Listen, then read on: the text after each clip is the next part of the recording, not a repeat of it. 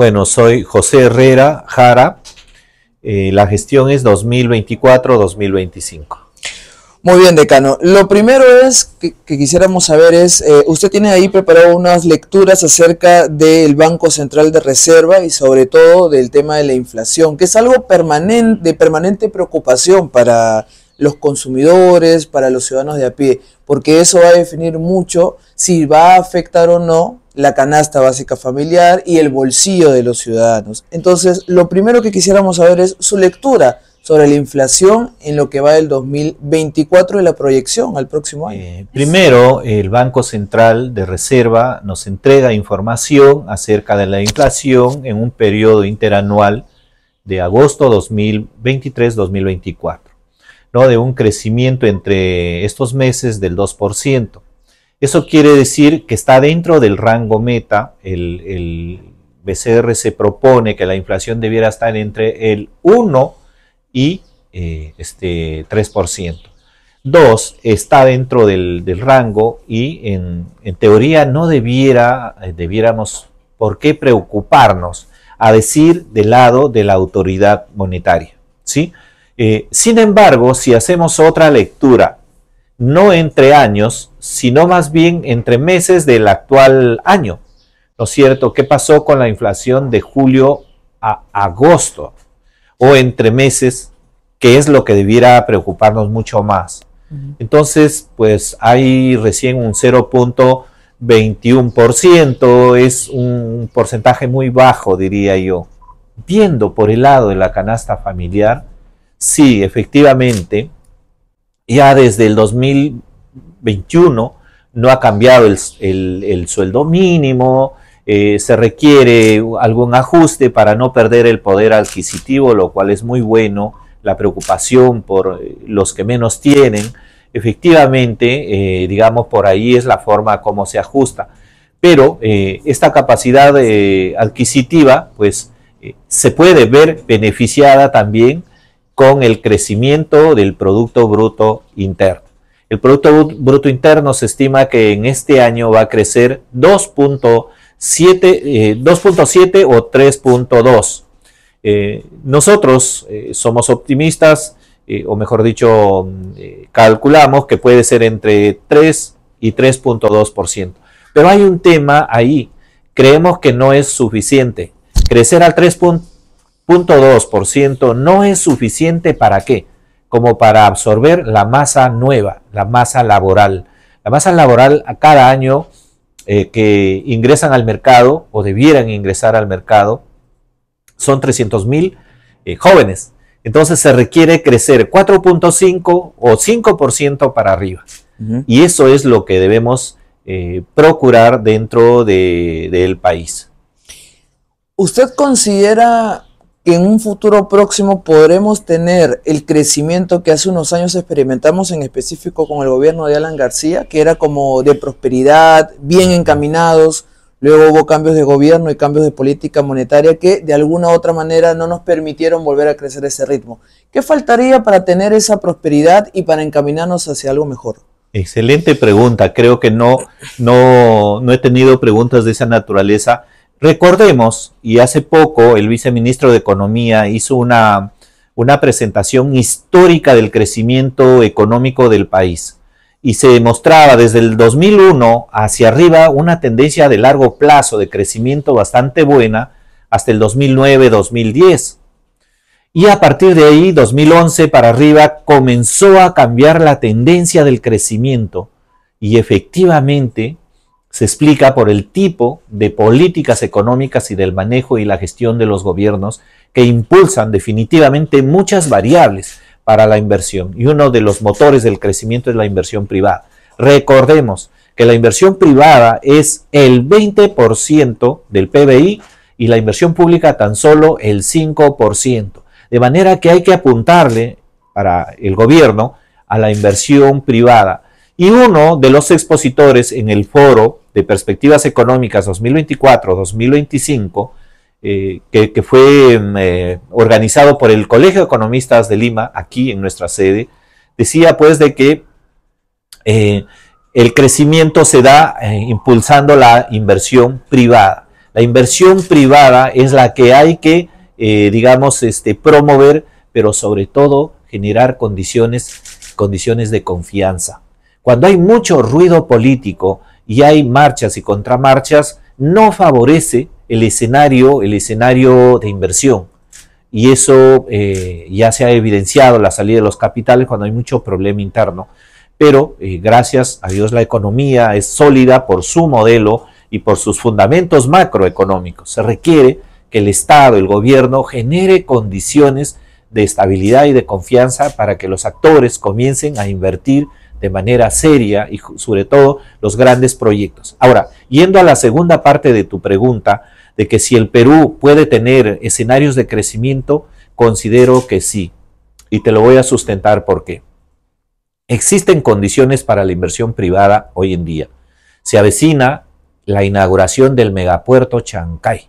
Y justamente las condiciones de exportación para ciertos sectores que tienen una ventaja en el mercado internacional. Nosotros tenemos productos de agroexportación que están comenzando a salir y a tomar la delantera en el mercado mundial, los arándanos. Y hay una serie de productos de agroexportación que hay que ampliar nuestra capacidad de frontera agrícola para seguir exportando, que hay que transformar nuestros productos mineros, mecánicos. Ahora viene la propuesta digamos, de que el Perú va a ser un hub internacional, o Lima, o Chancay, un hub en Latinoamérica. Entonces, ¿qué hay que hacer? No solamente generar condiciones de infraestructura, de acompañamiento, como carreteras, puentes, hospitales, educación, seguridad, que eso es muy bueno, hay que hacerlo ya, pero lo que realmente nos va a dar crecimiento es mejorar la oferta exportable. Es decir, si ahora producimos o exportamos 13.000 millones en agroexportación, vamos por los 40.000, vamos por los 50.000 o 60.000 millones en los próximos años. Eso es incrementar la oferta exportable. Ahora, si le apuntamos digamos, a ese desarrollo bajo un modelo de desarrollo económico con enfoque territorial, que es lo que estamos proponiendo como Colegio de Economistas, lo hemos propuesto en el foro. Entonces, ¿qué significa? Que no solamente nos dedicamos a generar condiciones de soporte para que el megapuerto funcione, porque eso favorece a lo que ya existe, favorece a otros países, Chile, Ecuador, Colombia, Brasil, Bolivia, exportan. Pero nada más, viviríamos de la aduana, viviríamos de los impuestos y nada más. Aquí lo que se quiere es generar y ampliar la frontera de producción, potenciar los factores productivos de agroindustria, agricultura, producción, la misma industria, la minería y todos los sectores interrelacionados. Imagínense la industria que se puede generar, el valor agregado con las zonas francas en el norte, en Ancón, en Chancay, el parque industrial de Ancón, el desarrollo del Callao, ahora con el aeropuerto, y toda la industria que se puede generar en los 41 clústeres en el Perú. La idea es que no solamente Lima, a razón de la entrada del megapuerto, consideramos todos los conglomerados productivos con enfoque territorial. ¿Qué significa el enfoque territorial? Que vamos a desarrollar las cadenas productivas de mayor valor económico para generar infraestructura, generar condiciones, generar competitividad, generar asociatividad, investigación, valor agregado y más producción.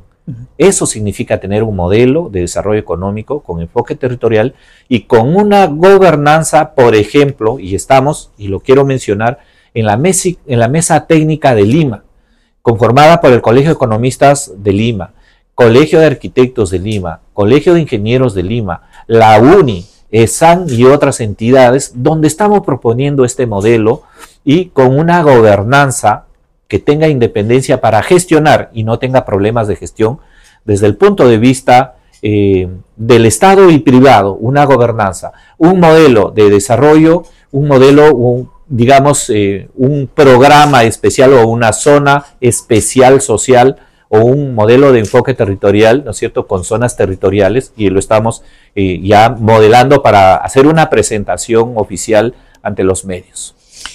Ahora, también cuando se analiza el escenario económico peruano, se habla mucho acerca del escenario internacional. Muchas veces variables de fuera intervienen o determinan cómo nos va a ir aquí, pero volviendo a la época de buenos números hace unos años, cuando Estados Unidos enfrentó la crisis económica en el gobierno de Obama, al Perú no le afectó de una magnitud como sí a otros países. Y en ese entonces tampoco estaba China como gran referente. Así es. Es decir, podemos estar en una situación en la cual ver un escenario donde no dependamos tanto de otros actores, sobre todo internacionales, y más bien enfocarnos en lo nuestro únicamente. Por ejemplo, usted diría, hablado del megapuerto de Chancay, pero ¿dónde más habría que mirar? Usted ya ha hablado de la aeroexportación también, pero hablamos de infraestructura. ¿Dónde más tendríamos que mirar, o los peruanos tendrían que mirar para edificar, para levantar infraestructura y así ser más fuertes como país y estar alejados de lo que ocurra afuera y ya centrarnos en nuestras riquezas y nuestra propia evolución? Sí, lo que significa el desarrollo endógeno con los factores propios de nuestra localización. No es malo tener el mercado abierto como así lo tenemos. Gracias a Dios podemos aprovechar de esas ventajas internacionales. Y por eso el mecanismo de transmisión de que cuando afuera pasa algo nos afecta definitivamente. Eso todavía lo tenemos.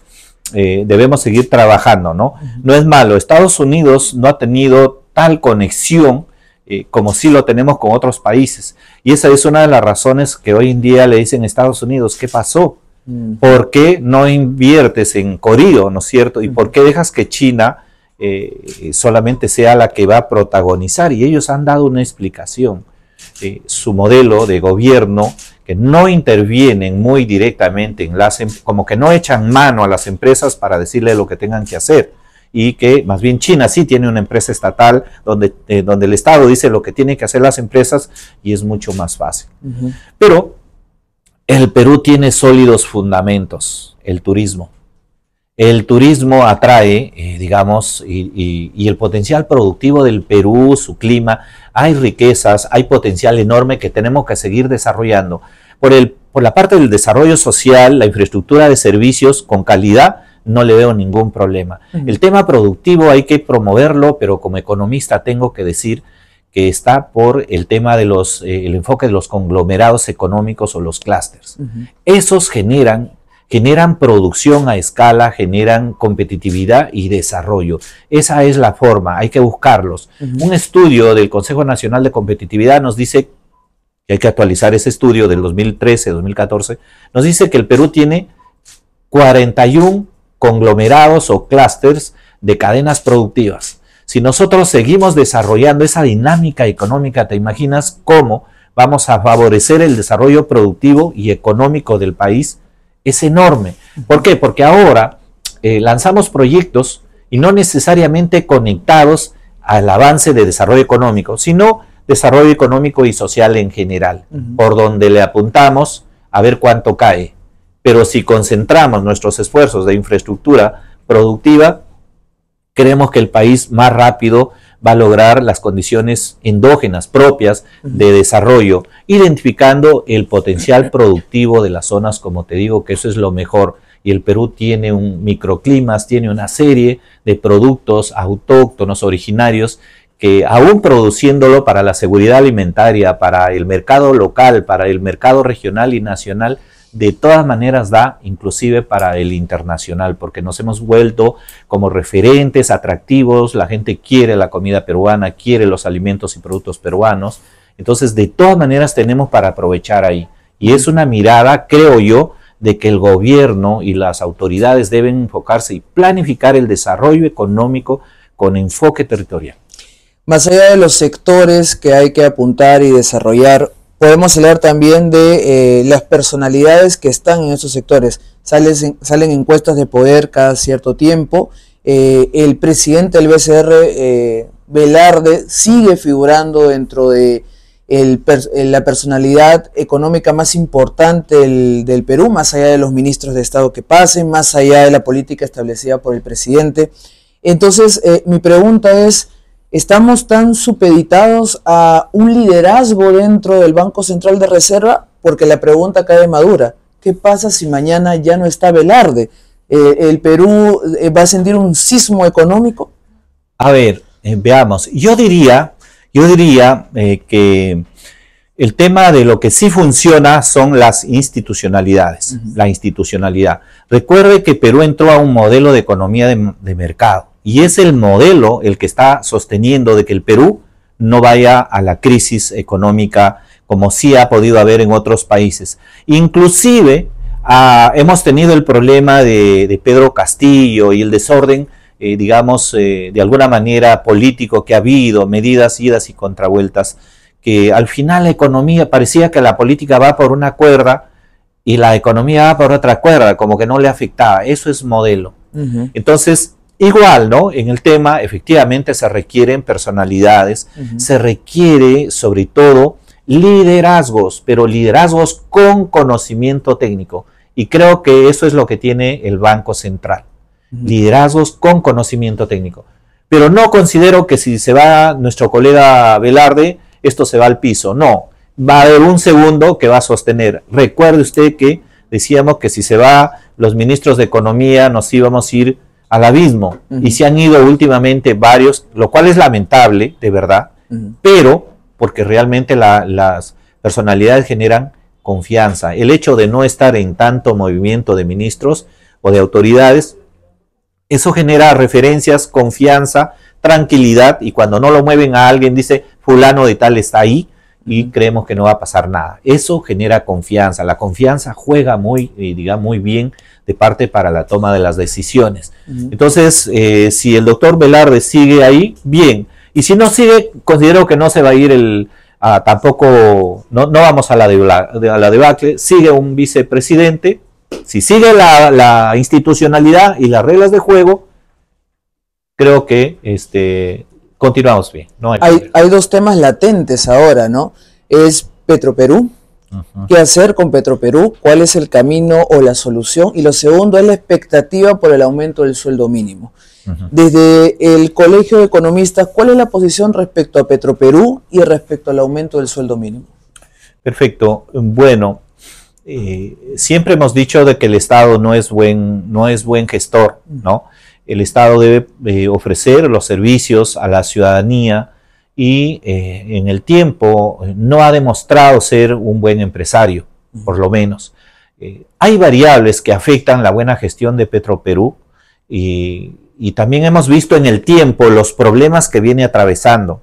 Los préstamos del Estado, digamos, los forados que ha venido a juzgar por los resultados. Aunque hay técnicos que sostienen que Petroperú es viable.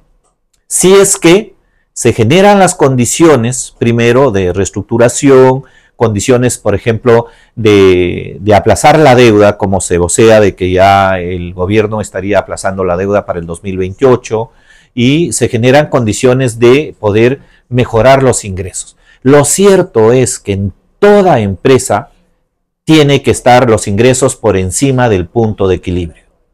De lo contrario, si toda la vida, todos los años, los ingresos ni siquiera igualan a los gastos, esa empresa no es viable. Y a ver por los resultados, Petroperú ha tenido problemas, ya viene problemas en la historia. ¿Qué hay que hacer con ella? Tomar la mejor decisión. El directorio ha puesto en la mesa ya alternativas y hay que verlo fríamente, no con el corazón, porque luego la factura que pasamos o que pasa Petroperú, se le va a pasar la factura a todos los peruanos, ¿no? Y hay que poner algo que sea sostenible en el tiempo, algo que sea beneficioso.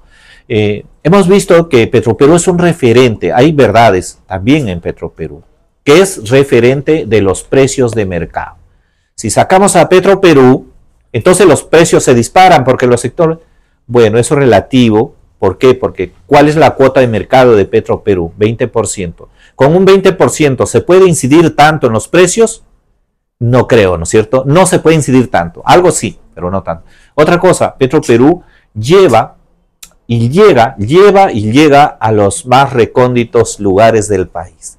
¿Qué va a pasar si Petroperú ya no está en el mapa?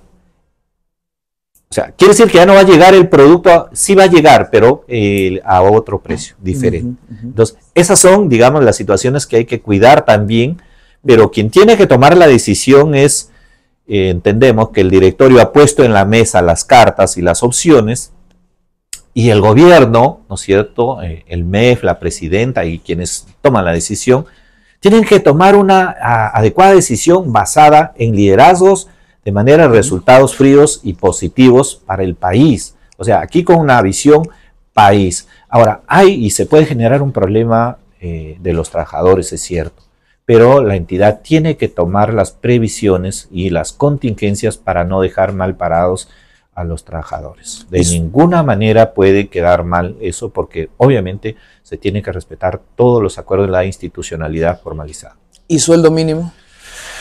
Bien. En cuanto al sueldo mínimo, venimos desde el 2021 más o menos, ya con el sueldo mínimo de 1.025 soles, por ahí, cercanos, y la pregunta es si es el momento o no de incrementar el sueldo mínimo. A decir por el lado de los trabajadores, ojalá ya se requiere un aumento de por lo menos, ¿no es cierto?, que dé un respiro, toda vez de que la canasta familiar está alrededor de 1.750 soles, 445 por persona en el hogar, y entonces con 1.025 no nos alcanza. Pero es el momento de, ¿en qué casos se debe aumentar el sueldo mínimo? Para aumentar el sueldo mínimo tiene que mejorar la productividad de los trabajadores. Se los digo pensando también, no solamente del lado del trabajador, sino de las pequeñas y medianas empresas o de las MIPES. Ellos requieren que se incremente la productividad. ¿Y cómo se aumenta la productividad? Con nuevos conocimientos, nuevos desempeños, mejores desempeños de los trabajadores, que eso hace que las empresas generen más valor y mayores ingresos para que se puedan pagar. Correcto, eso es necesario. ¿Qué más se requiere para que haya aumentos? Por ejemplo, el tema de la canasta básica familiar, que se ha incrementado, ya es necesario, y el tema es quién es responsable, a quién le corresponde incrementar esos aumentos cuando el Estado o el gobierno toma decisiones y afectan inclusive a las empresas. Recordemos en la pandemia o en otros momentos donde muchas empresas quebraron y no era culpa de ellos, e inclusive tenían que aumentar sueldos. Entonces ahí mi propuesta, o nuestra propuesta diría yo, es que también cuando hay aumento para los trabajadores tienen que flexibilizarse y mejorarse las condiciones para las empresas. Creo que ese es un buen balance para que las empresas se animen a continuar y no hagan lo que hacen todos o la mayoría, y lo más fácil, desvincular laboralmente, llevarlas a la informalidad. Porque es bien cierto, se suben los sueldos, pero se aumenta la informalidad, porque pasan al contrato de locación de servicios y salen de planilla. Dos últimas aristas. La primera son las ideas finales. Tiene data ahí sobre la mesa que quizás quisiera exponer. Lo último, lo más llamativo que quisiera ahondar de esa data que tiene a la mano. Y lo segundo es, ¿cuál es la situación del Colegio de Economistas actualmente? Es decir, el diagnóstico. Porque vemos otros colegios que tienen disputas, hay colegios en los cuales, por ejemplo el Colegio de Periodistas, no se necesita inscribirse, no se necesita estar colegiado para ejercerlo, pero ¿cuál es la situación, el diagnóstico en particular de este Colegio de Economistas? Muchas gracias por preguntar. Nuestro Colegio de Economistas de Lima ha recuperado plenamente su institucionalidad después de 7 años que estuvo ocupado por un economista que transgredió las normas estatutarias y no llamó a elecciones. Definitivamente el Poder Judicial ordenó en el 2022, en octubre, que ingrese un comité transitorio, el mismo que ha gobernado 1 año y 2 meses, hasta diciembre del 2023. A partir de enero de este año, mi consejo directivo es el que viene rigiendo, digamos, la gestión en este año, y nosotros hemos planteado un plan de gobierno 2024-2025, cuyos ejes centrales son la modernización organizacional, el bienestar del colegiado que está desarrollado en nuestro plan, el tema de desarrollo profesional del economista joven, la consolidación del economista adulto, llámese consultorías, capacitaciones, docencias para ellos, la felicidad vitalicia para nuestros adultos mayores. Tenemos programas, hemos hecho convenios hoy en día para mostrarles e incorporarlos, ¿no? Y el posicionamiento institucional con opinión técnica y aporte al país. Eso es lo que venimos haciendo hoy en día. Hemos logrado generar convenios, visitas, lograr captar el interés de los medios, de las instituciones, la cooperación y sobre todo, que es lo más importante, hemos logrado que vuelva el colegiado a su colegio y que están participando en 12 comités especializados y 3 comisiones técnicas de alto nivel, que es lo que tenemos.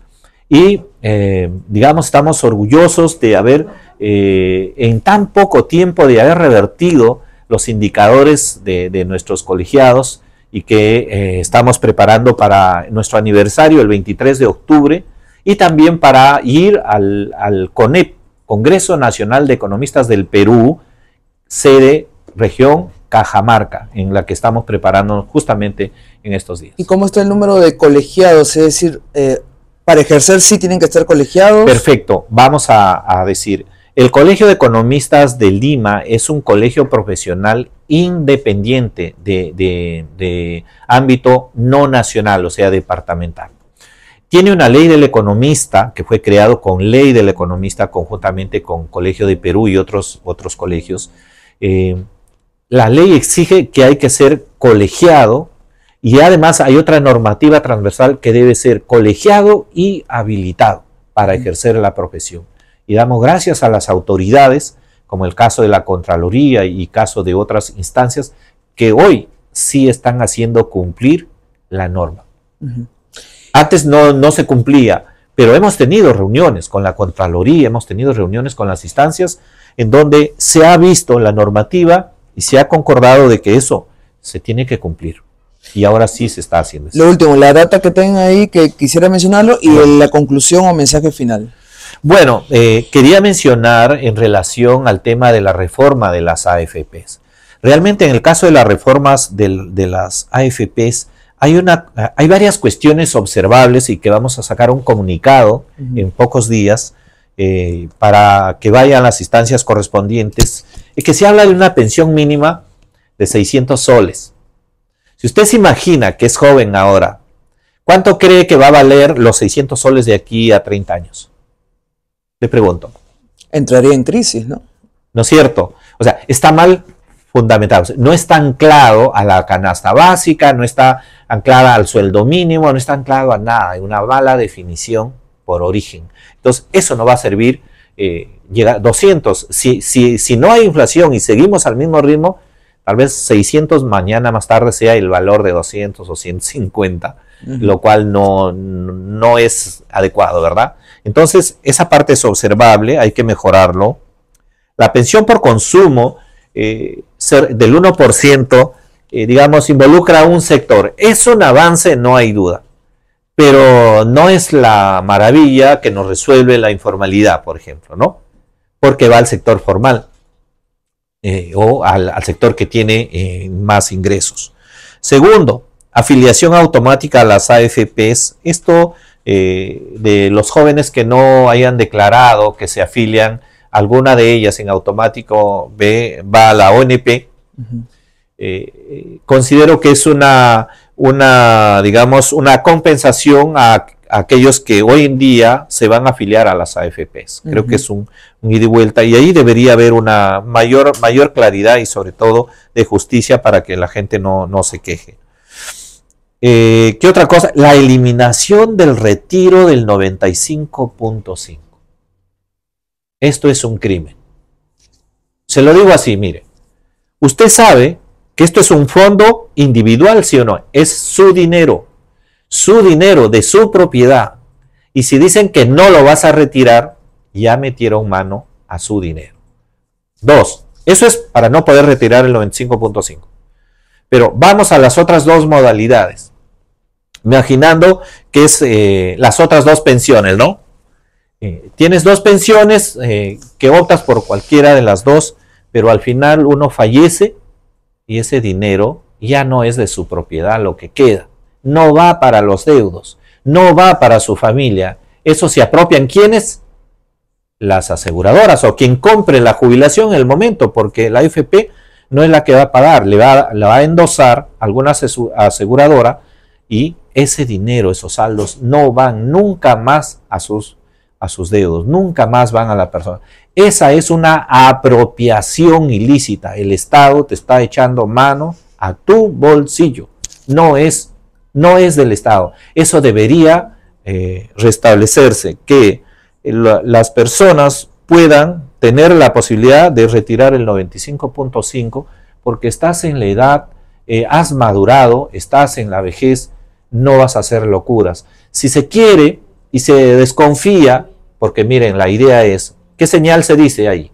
Ahí se está diciendo, ¿sabes qué? No te doy tu dinero porque el Estado es el mejor inversor, la AFP es la mejor y lo hace mejor para asegurar que no te vaya mal.